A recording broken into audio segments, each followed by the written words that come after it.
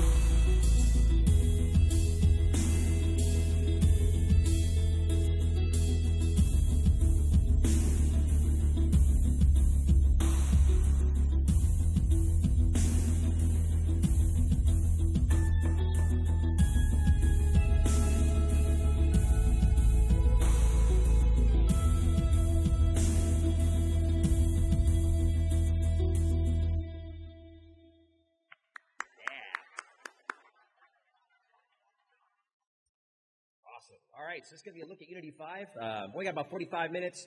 Normally I take about an hour and a half to do this, so it might be a little bit like drinking out of a fire hose. But and then unfortunately at 2:45 I've got to sprint to the airport, so I'll try to get some questions in at the end. But anyway, we'll see how it goes. First of all, real quick, even though I can't see any hands, how many of you are new to Unity? All right, sweet. So, a good number of you. All right, cool. What I'm going to do today is just show a lot of the new features in Unity 5, so not really look at the entire engine, but yeah, real quick, I'm going to do, hopefully about 5 minutes of PowerPoint. I hate PowerPoint. I'd rather just show you stuff in the editor, but there is some stuff today that unfortunately I can only show in PowerPoint. One thing that's really important for those of you that are new to Unity is that we support now 21 different platforms. So you make your game once, and then you build it to each one of those platforms, including stuff like BlackBerry and Tyson and Samsung TV, all sorts of crazy stuff. So really good stuff there. Right now we're 550 people in 18 offices. I think we're actually at about 600 now and hiring like crazy. So if you're interested in working for Unity, there's a bunch of new jobs on the job board. A lot of development jobs are available all around the world. So good stuff there. And there's actually 4 million Unity developers out there now, which is actually, in my opinion, a ridiculous number. But there are 4 million people that launch that editor just about every day, which is staggering. So good stuff there. A lot of different games are made with Unity. We just saw a bunch of them. How many of you have seen City Skyline? Go look at that game. That is, I had that game for like 2 weeks before I found out it was a Unity game, and I'm thinking to myself, I wonder when Unity's going to be able to make a game like this, because it is so massive, and I just thought for sure it was a custom engine game. It just felt like it had to be a custom engine. It's everything SimCity should have been. Check it out. It's really, really cool. So good stuff there. One of the big new features in version 5 is the new physical-based renderer, or PBR. That includes a new standard shader. It allows us to do real-time global illumination, real-time lighting effects like that, which I'll show you. It's all optimized for mobile. It's called PBR, but it's not that PBR. It's actually physical-based render. You can read all about it. Unity doesn't just support it. It's a new industry trend that's going on. So a lot of really interesting stuff to learn. And really it allows you to do this kind of stuff. Just get amazing reflections, amazing lighting. Scenes have a real concept of energy. The way you shade and light your object now is very different than you did in the past. I'll show you some cool examples of that in the editor. Here's just another still. This is a great video you can see on YouTube that just shows how beautiful the global illumination can be in real time. We have a new audio mixer. I'll show you some of that inside the editor. I love these little hooks. That's probably my favorite part of it. I don't know why, but that's cool. WebGL, going to show you a little bit of WebGL today. WebGL is great. I think a lot of you are web developers, so that's going to make your life a lot easier and a lot more awesome. I don't know. I'll show you. It's good stuff. Oculus support is now 100% free inside of Unity. No plugins. You don't have to buy the pro version or anything like that. If you haven't checked out a Gear VR, these are awesome. You plug a phone into it, and you've got a VR system. It's kind of mind-boggling what we can do now on a little cell phone. Really cool. So some of the things this is the stuff that I really definitely need to talk about with PowerPoint. Some of the cool new Unity services that are out right now. One of them is Unity Cloud Build.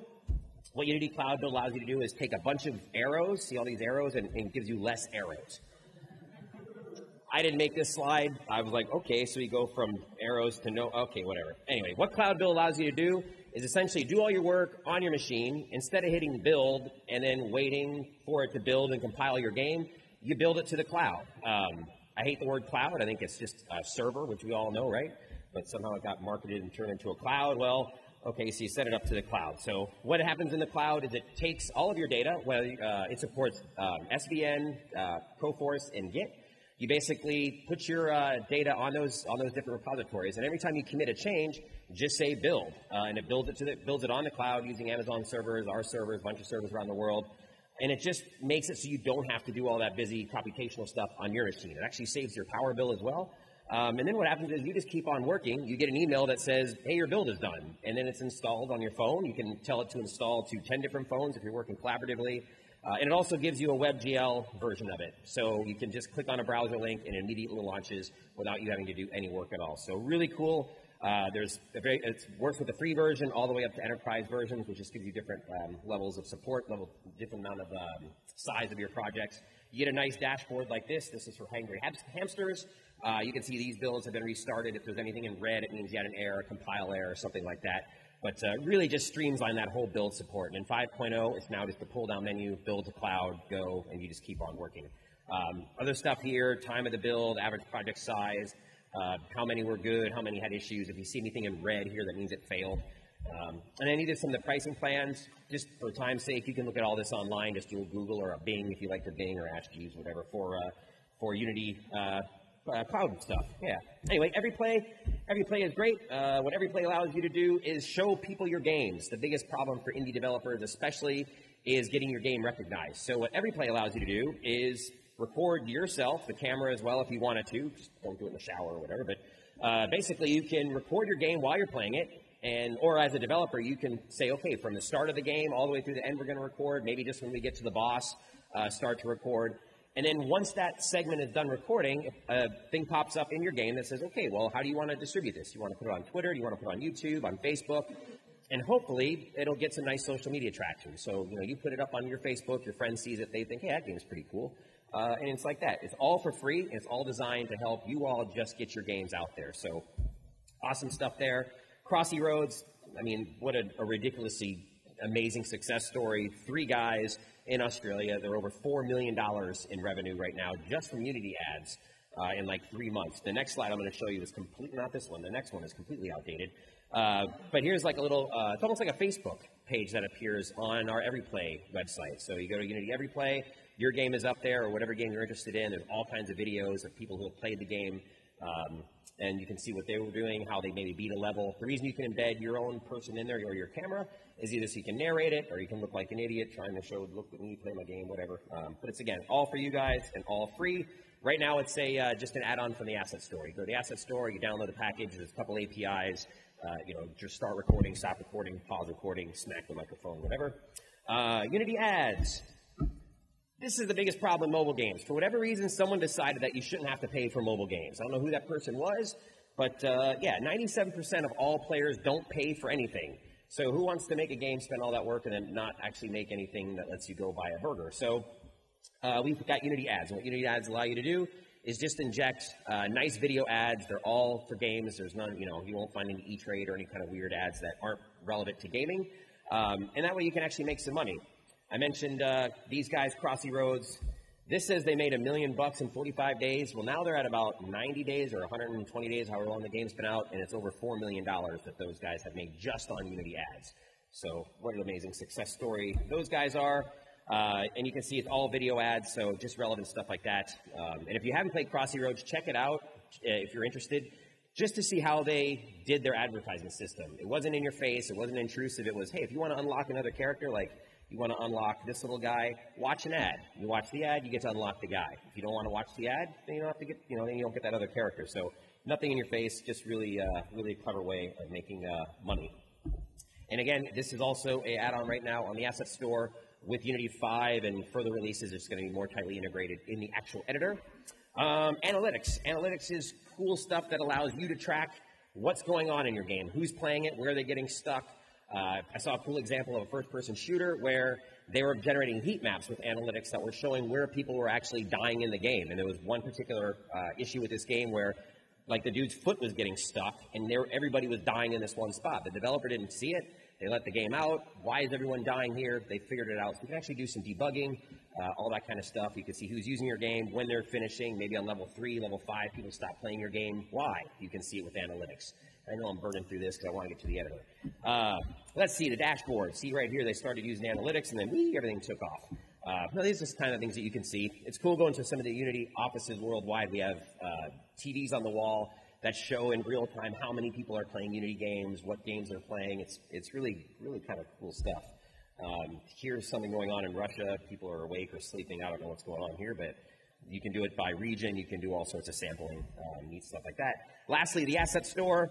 The Asset Store is kind of like our iTunes store for Unity. So, my background is 3D animation. I was 20 years of software knowledge evangelist, and well, we all know what happened to that. So, anyway, so I'm not a very good programmer. I'm not a very good scripter, all that kind of stuff. So I rely on the Asset Store for that. And I know it's very difficult to be, to have all those disciplines as an indie developer, especially.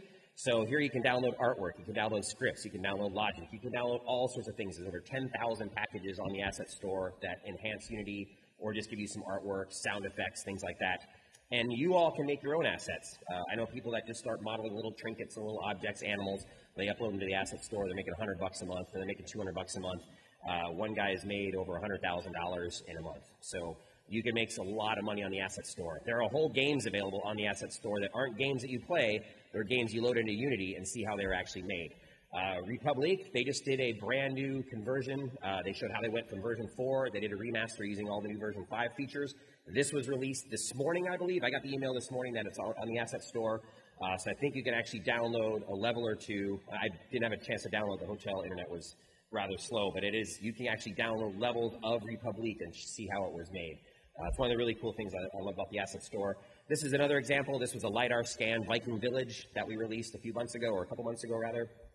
You have the entire assets. You can make a game out of this. You can see how it was built, all that good stuff.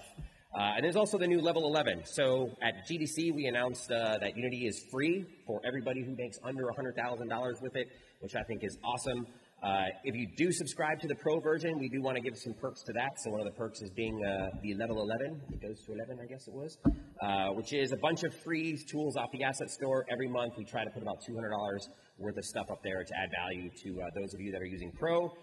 Playmaker, which is a great visual scripting tool, was on there last month. So, some really good stuff on there just to add some value to that. Learn, lots of places to learn Unity. You can go do tutorials, online training. We have a whole tutorial team, a whole Learn team. They put tutorials out there on the web. all in the asset store for you to download, run through. You all can learn Unity. It's not that tough. Lots of live training. You can see we got a bunch of different artists, a bunch of different employees who do live trainings. These happen about once a week. User groups, if anyone wants to start a user group, I know there's a great user group here in Toronto, so go to that one. I've been to a couple times, and just fantastic to have all these user groups around the world. There's blogs out there. I'm going to make a blog really quick or soon on Gear VR, how all that works, so look for that. But a lot of information on the blogs, including a really good one on physically based shading. So I'm just going to talk about it really quick in the editor, but there's a lot more to do with that. And then lastly, democratization. Last year, there was Unity free, but there was all these things it didn't support, which was kind of a bummer. It was always kind of a drag to go to someone and say, boy, if I just could do that one little feature with Unity free, then I'd be so happy. Well, now there's no checkboxes. So everything is in green.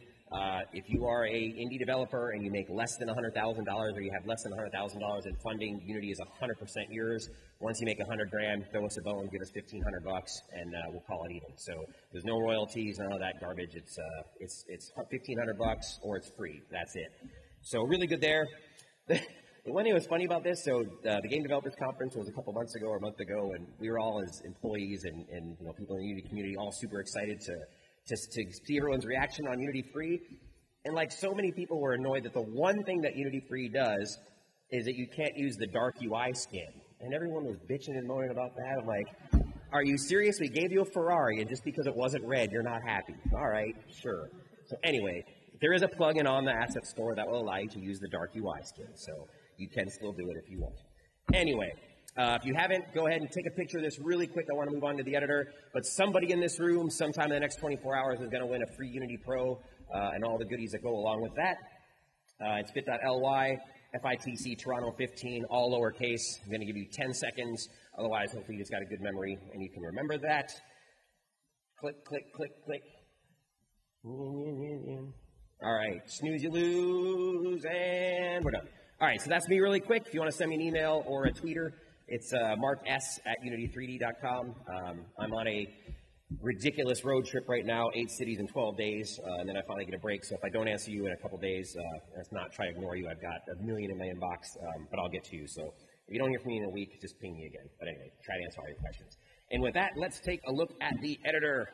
Phew, got through that. That was almost record time. So let's see. What I want to show you first. Where is it? Here we go. I got a couple different builds to show you all of the good stuff.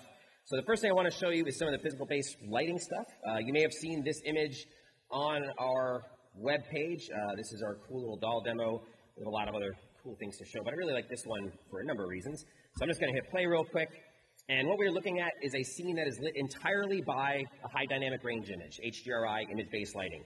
So I'm going to go ahead and just click on the, just click, and it's going to cycle through the different backgrounds. And I want you to notice how awesome the reflections are, and then notice how the lighting changes. If you look at like your eye sockets, you'll notice that the light, the shadows, everything changes based on where the light is in the scene, or where the light is in the image. There's one fill light, one directional light, just giving a little bit of fill, but it doesn't move. Everything else is lit entirely by the image. I'm going to show you real quick what an HDRI is, because a lot of you don't know.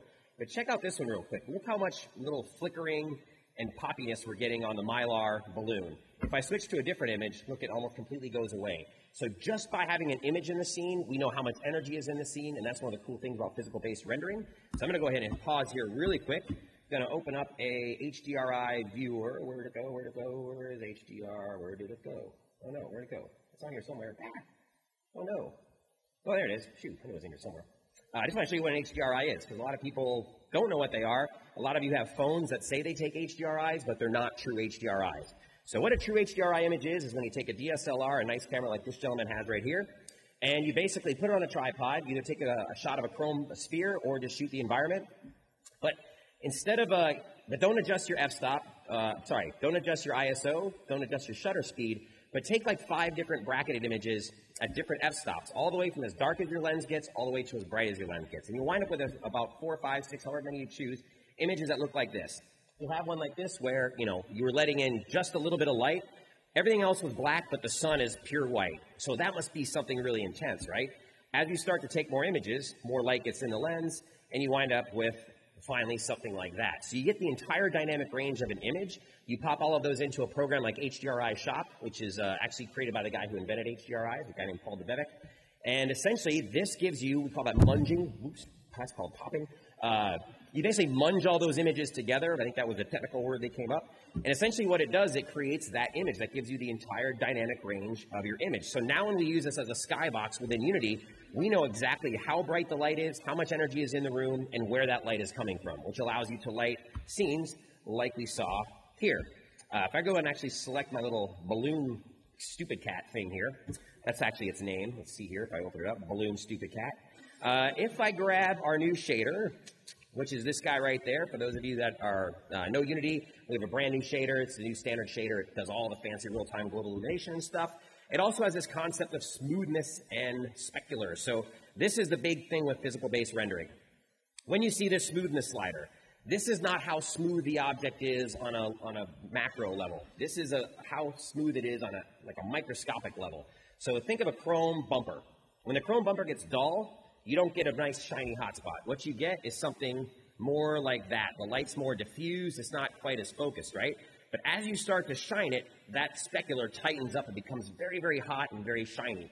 The reason for that is on literally a microscopic level, you're taking you're getting rid of all those little microscopic bumps and bits of dust and things and grime that are on that piece of chrome. If you look at that under a microscope, it's all a bunch of little bumps, right? So that's what smoothness is with physical-based rendering. It is how much light is being concentrated. Once everything is super duper smooth, the light focuses and bounces back perfectly. When it's all kind of microscopically bumpy, it gets diffused, and you wind up with this. It's the same amount of energy. There's just as much energy to make that as there is to make this, only it's very, very focused. So that's kind of the telltale sign of physical-based rendering.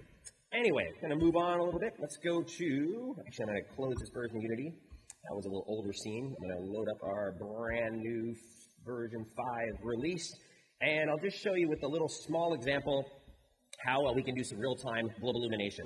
So I'm going to go and just grab myself a game object, 3D object plane, and I'm going to go and just make it like a scale of, say, 3 by 3 by 3, just give a little bit of size here, zoom out a bit. And I've got my little house somewhere, my little outhouse, whatever that is. There we go. Now, I'm going to drop it into my scene. And, of course, if I select my directional light source, I can rotate it like so. Right? Great. We've been able to do that for ages. No big whoop. What we can do now is watch this. I'm going to select the ground, and I'm going to mark it as static. When you mark an object as static in Unity now, it fires up Enlighten. And if you look down here, you can see we have this new progress bar. Enlighten is our new licensed lighting engine. We used to use a technology called Beast, which is by Autodesk. Really wasn't going very far, so we switched to Enlighten. It's much powerful, it's much faster, and it gives much better results. So what it's doing right now is it's creating and baking light maps. And what you're going to see here in just a second when it gets done baking, bing, normally I don't talk this fast. There we go. Doesn't look like too much, but watch what happens when I hide now my directional light. Because I marked this object as static, it means it's never going to move, okay? It's locked in the scene. You can only bake lights with objects that don't move, which makes perfect sense. If I were to bake those two lights on me in this shadow, if this object behind me moves, the shadow is going to move along with it if it's baked, which would look stupid because the light hasn't moved. So you can only do it on static objects if you think about it. So that looks kind of cool. Watch what happens when I bring in a different skybox. So this skybox is a little bit dark. I'm going to drop in a new skybox. Look at that cool bit of shadowing we have down here now. Watch what happens when I select my skybox and actually rotate it. All of that in real time. This freaks me out. So, like I said, for 20 years I was using Softimage. I'm a render man, mental ray kind of person. This stuff took hours to render. Like I just go out to lunch to get one frame, and now I got that. Like that's crazy. Can bump around with my exposure settings, of course. That's just like cycling through the exposure like we did on the HDRI. What I can also do is, let's go ahead and create a new material. Create material. And I'll just go ahead and give this material maybe a red color like so, and then I'll just drop it onto my ground right here. So right now that object is not emitting any light. It's just the ground. It's just a red hot ground, not doing much of anything. But if I click on my emission object and I give it a little bit of a value, you don't actually see the color picker appear until you put a value in there. So if you're using Unity and wondering, hey, why don't I have a color picker? It's because you actually have to give a little bit of value to the emission. Well, watch this. I'm going to set the emission color to red. Now I'm going to crank it up, and look what happens to my house. I now get this awesome red bounce on it. So this is another example of real-time global illumination. Really, really cool. And then Mark's trick of the day is often, you want to contribute this kind of light to your environment. Think of like doing a nighttime room and you want some nice blue spill like it's coming from the moon, like a nice moonlit room. Instead of trying to light it with blue lights, just put a couple blue bounce cards outside the window, just like you would in a normal 3D rendering engine, and turn off the primary rays. And the way that we would turn off the primary rays inside of here is this. We set our rendering mode to cutout, click on your albedo color, and just set the alpha channel to 0. And as soon as it goes over 50%, the object disappears, so we no longer see it, but we still get all of that awesome bouncing light on there. So really cool. It's all real time. It bakes really quick. And there's all sorts of settings in here. It uses all your CPUs. If you're on a multi-core machine or a multi-socket machine, it'll use all that. So fantastic stuff there.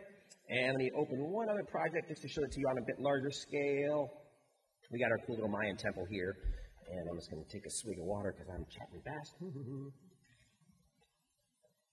I started this with 2 4-shot cappuccinos. I'm not kidding. So, this guy right here, a little more complicated scene. And you can see that the light really doesn't match what the skybox is doing. Under window lighting, this is where you can set up a lot of where that energy is coming from, how your scene is being lit. Right now I'm just lighting it with an ambient color. So I could, light this with a color like so, which is great and exciting. But how about I just tell it, instead of using a color, maybe use a gradient or maybe the skybox. So now I'm actually using the skybox in my scene. Here we can set some other things like the bounce levels for our GI, for our reflections. We can also set how much CPU we're using. Oftentimes when you're baking light, you want to still be able to keep working, so set this on low. If you're going to go out and grab a cup of coffee, set it on high, and it'll peg your CPUs pretty much at 100% and bring your computer to a crawl, but it's going to compute those mats a bit quicker. Again, if I change my directional light, just kind of move this around, you can see we get all of our shadows moving. These are the real-time shadows. But I've set my baking method to be mixed, which means as soon as I move my light source, it's going to fire up and lighten again, and it's going to bake those shadows using the parameters I've set right here. And just for time's sake, I'm not going to tune that too much. But what I will do is grab a different skybox and just show you some of the coolness you can do for time of the day and setting mood effects with a skybox. So watch what happens when I grab this skybox, and I'm just going to hold it over the UI. Look at that. As soon as I do that, I get that. Like, just instant awesomeness, right? And you can actually blend between these. You can fade from the night sky to the day sky to whatever sky. There's some scripts out there that'll let you blend between different skyboxes and get, kind of like Grand Theft Auto type environmental effects. Coolness like that.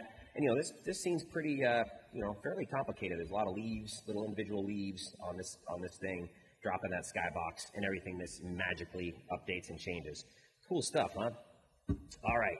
So I'm going to totally switch gears. And let's talk a little bit about some of the 2D changes that we've made with Unity 5.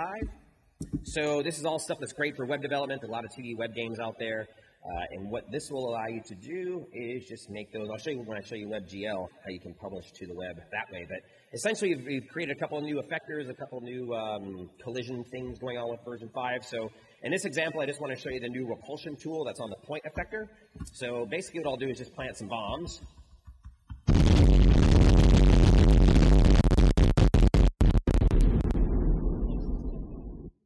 Do that one more time because sometimes you get a really good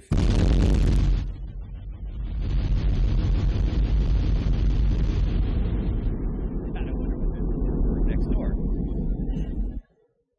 Anyway, that was good. So the way this works is if I open up my bomb, I have on here, actually it's not on the bomb, it's actually on the effector. On the new point effector, we have a force magnitude. So all we're doing is we're running a script that says, hey, at 4 seconds into it, set that point effector or that force magnitude from 0, just immediately set it after 4 seconds to 400, and blam, it just blows everything outwards. I can actually show you that in real time with a different scene that's not quite so loud and amusing. Oh, not that one. Let's go to this one here. Yeah, so I'm going to grab my ball, but I'm going to grab my sphere here and press play, or my asteroid. Now watch what happens when I move close to some of these rocks. If you look at like the bottom one, you'll see that they're actually attracting the asteroids around them, right? So kind of like an Angry Birds Star Wars type effect. If I go and open up that planetoid, grab the point effector, and maybe change it from -10 to -100, Now you can see it's super accelerated, right? I mean, that thing's really just sucking up those other asteroids like that. If I were to reverse that and actually put the same kind of value in like I had on the bomb, we wind up with a completely different effect. So maybe instead of negative 100, we'll put in positive 200. Now I grab that sphere, grab that asteroid, and now you can see it's repulsing. It's rather repulsive. There we go. Look, it's just pushing those objects away. So there you go. Now you can make Angry Birds Star Wars in like 10 minutes instead of a few hours. Scripting these was a little bit hard to do before, so that's great. They actually work in kind of a toggleable way as well. So here I can go and pick up some money, and I can move my money, and then I can shoot the money away. So you can actually use it to grab stuff. Someday people will make far more exciting games than these weird things I've created for you. But anyway, the last one I want to show you on here, this one cracked me up because I showed this not too long ago, and the girl sitting in the audience almost started to cry, she said, because she had spent so much time trying to mimic this effect. So the effect she was trying to do, she wanted to make a platform game. So think of like Super Mario, and you're here and you want to jump onto this ledge here, right? Well, if you jumped right here, and instead of passing through this collision object, this edge collision object, it would hit its head. They were always two-sided. There was no way to say, well, only land on it, but you're allowed to go through it, right? So if you wanted to jump from here to here, you'd actually have to use ray casting. You'd have to shoot rays out of your head, detect when you approach this effector, then through scripting turn off that effector, wait till you pass through it, shooting rays out of your feet to find out when you actually pass through it, then turn the collision object back on so you can land on it. Just a pain in the butt. It was slow. She worked a long time, she said, on it, and we just decided to make it so it was a toggle. It's either on or off. And she's like, she's dead once. Poor girl. We threw some money at it, apparently. What else is cool here is you'll notice this guy's like a little teeter-totter, and dynamics physics is all working on that. The way that works is, and if I select it, you can see I've got this little pi icon. Okay, that pi icon is telling me what the angle limits are. So I can set this to like negative 90 and 90, and now look, now I've got a half pi. So if I press play now, my doodad there when they land will actually go 90 degrees like that, okay? So really easy to set up limits on the rotations of those things on the point effector. I could go here and turn on my motor, which is always exciting. Turn the motor on, give it a value of, say, 100. I'm also going to turn off my angle limits, so get rid of that little pi. And now what happens is I get a little motor that's going to turn that thing around. And you can see it behaves as a double-sided collider. Still shoots them through on the bottom, ricochets on top. And I should also mention that physics are pretty damn fast in version 5. It's like so. So anyway, you can make some cool motor games far better than this example. I'm sure some of you in this audience can do. So make me a cool motor game. That'd be good. What else can I show you? Let's go to this. I'll show you some audio stuff. Not that. That's the new Unity audio. It makes a chime when you, let's see here where it is. Drama music. This is going to be very dramatic. Dun, dun, dun, dun, dun. Come on. Open the scene up. Audio mark. Cool. I'm going to hit play. All right, so we have a brand new audio mixer. The audio mixer does all kinds of cool stuff. You can add all kinds of effects. If I click on edit play mode, I can add, well, I just added a high pass. So we've added a bunch of different effects right out of the gate, so these can all be plugged into your game. We're going to do VST support, but VST isn't cross-platform, which would kind of ruin the mantra of Unity. So you can create all of your own effects if you want. There's a lot of great open source stuff out there that you can create. These are just some of the ones that we've included with the new audio system. I'm sure you're going to see lots more in the asset store. One of the neat things it can do is something called ducking in snapshots. So I'm going to hit pause really quick while I explain. A snapshot is essentially set all of these different audio levels based on different parameters or different things that can happen in the room. Maybe when I walk over to that side of the room, it gets more dramatic and a bunch of other audio levels lift up while a bunch of other ones go down. Maybe when I go to the boss, I want all the audio to go down, all the background music, so that just the dialogue comes up. That's an example of ducking. Ducking is, okay, when that guy talks, no matter where I am, drop everything based on as soon as you hear some sound out of that bumper, out of that bus. And then snapshots work like this. I've only set it up with sliders here, but you can imagine going to different parts of the room. So as I move this slider, watch these sliders here move. I move that, move. So these are snapshots, just different snapshots of those audio levels at different areas, triggerable with one line of code. Use that snapshot, use that snapshot. And the way you tune a snapshot, check this out, edit in play mode. Look at that. So I can now actually edit while I'm in play mode. I click on the snapshot, I move the levels to the desired level that I want. And then that's now a snapshot. When I go to this snapshot, they change, go back to that snapshot, and they all set. So they're super easy to set up, triggerable with just one line of code. All of this stuff is easy to set up. And if I click on my show bus connections, oh, I don't have any bus connections. I thought I did. There we go. Yeah, look at that guy. Isn't that cool? So you click on the little hamburger icon and show your different connections the way you got stuff rigged up. So I don't know. Again, I love that thing. Anyway, what else can I show you? I'll show you enhancement in Mechanim. And I'm running out of time. I got 7 minutes left. Where's Alpha 2? I gotta show this one in a really old build. I haven't updated the scene yet. So in Mechanim, which is our state machine system, we have something brand new called intelligent state behaviors. Which what a state behavior is let's just go to my base layer. This is our state machine for those of you that don't know. And here's my idle pose. Okay, so a couple things new. One, we now have a state entry and a state exit node, which will allow you to go in between various states much more easier. We can also now click on a state and have a script on a state. This sounds very trivial, but this is really, really huge. So anytime I go into this idle happy state, I can execute this bit of code. I can execute these states. Before, you'd have to have a game object in your scene that was listening for when you went into that state, wait for listening for another effect to happen. It was just a lot of code just to do something trivial. So what this actually does, it says, okay, you know what? When I kick, just put a particle effect on it. So I just have on my actual state for that kick, I have a particle script. Again, before there was a lot of code. You'd have to, just like I was saying, listen for that effect to happen, listen to switch into that state. Now it's super simple. On this particular state here, you can see that once he kicks, watch this, he's like super happy, right? And then he gets a little less happy, and then he gets a little less happier. And all that is just running on this state machine here, which has this idle random logic. And it's just saying, play that either once or twice, and then go to the next state. Again, all of that's now contained on the actual states, not on an external game object. So you wind up with this huge, massive, long script that's a pain in the butt. Look how it's all poopy and sad right now. The other thing we can do is we have a new blend tree system, which is this guy here. You can blend between all sorts of different animation effects, but you can also do it to do facial animation. So if I go and select my character and click on my facial tree here, come on, where's it at? Hey, where's it going? Give me my character. Hey, what's going on here? Facial. There we go. So if I zoom in, heck, the navigation in this build was a bit off. Right now, it's very sad. So, what the new blend tree system allows you to do is do all of your facial animation as well as, blend between different types of animation. But for facial stuff, instead of doing all of your facial animation in a external content creation package, all you now have to do is just set up your different blend shapes. And I know I should have that running. Let me get that so it's paused. So you bring in just a bunch of different base shapes that you would model with whatever your modeling package of choice is, and then you're just using sliders to mix between those different blend shapes. And now you're just basically animating these sliders inside of Unity. It's much, much more efficient. Look, instead of having, I have 1, 2, 3, 4, 5, 6, I have like 10 different shapes here. If I were to do this in Unity 4.6, if I want to do facial animation, I'd have to do all of that stuff, bake it out, and then send it back as a really big heavy point cloud. So maybe like 500 shapes if it was 500 frames of animation. This is way, way, way more efficient, super optimized for mobile, really good stuff there, and you can make them look a little weird and wasted if you want. I don't know, whatever. Anyway, good stuff there. The last thing I want to show you, and then we'll do a couple questions, is an example of WebGL. Here, if I open up, let me just open up Unity really quick and show you what that looks like.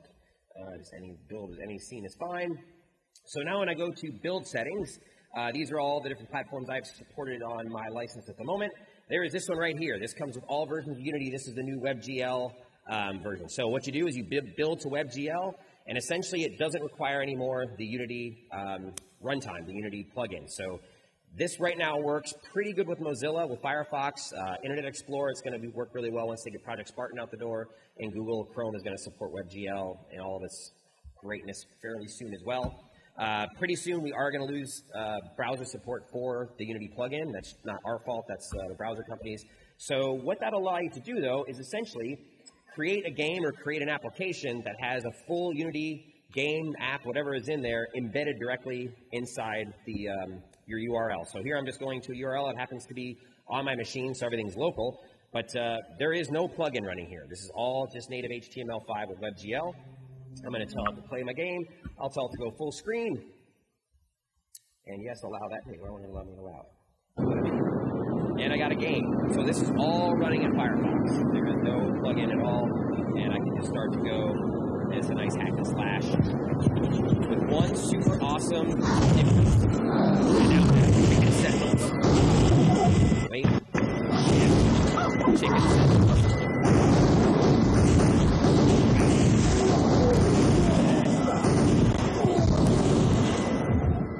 They must be thinking that. Anyhow, wow, that was speed demo. Was very speed demo. So we've got like 3 or 4 minutes left. Does anyone have any questions? Yes. That was a rationale that, for the same reason I think they're getting rid of plugins like Flash out of our control. It was, we got a letter one day that says, yo, your plugin's going to not work someday. And that's it. I don't know if it started with yo, but probably. Any other questions? Yes. Are you able to use HTML as textures inside there? That is a great question. Because it's still a bit in its infancy, I haven't played around with it too much. I would say maybe. No, I don't know. That is a great question, though. I'll ask that. I know you can do some cool stuff like, it doesn't have to run full screen. It can be a Unity thing just inside of a window with text wrapped around it, normal HTML. I imagine you could pull a texture and pipe it in there. Knowing enough, I'm going to say most likely. How's that? Any other question? Yes. The question was, why am I running Windows on a Mac? I've always been a PC guy, mostly because soft only ran on PCs. In order for me to build to anything on iOS, I have to use a Mac because Apple's Apple. So I have this in boot camp. I prefer Windows, so I go back and forth. I got 500 gig split each way, and yes, absolutely. In fact, when I joined Unity, I had to fight tooth and nails to get a PC, and they gave me a PC that had Intel integrated graphics, which I thought was great. I got a little Ultrabook, and then I found out it didn't support hardware shadows, and here I am showing lighting, and I can't show my shadows. So then I got a Mac. So anyway, pure personal preference. But it's also really good hardware, so I gotta say that. I'll have one more question. Yes?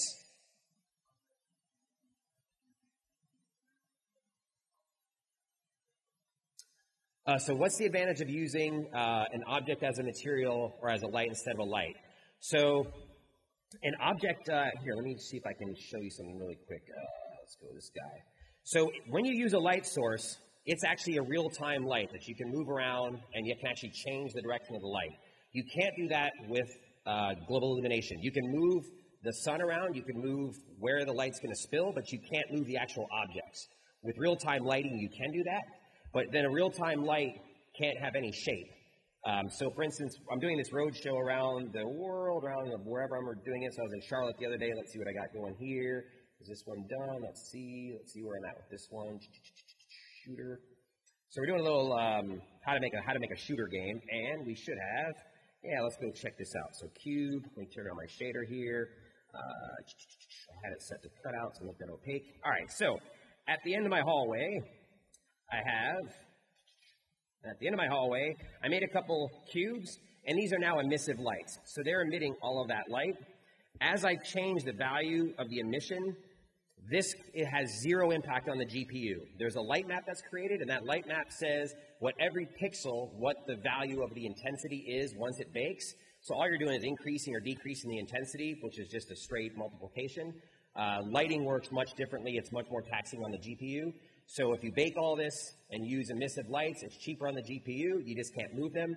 But then you can also have shapes, which you can't have on a light. So for instance, these objects are somewhat rectangular, but they could be huge, long strips. They could be things like that. So that's primarily the difference with that. There's a hour-long explanation to really go into it, but that's kind of it in a nutshell.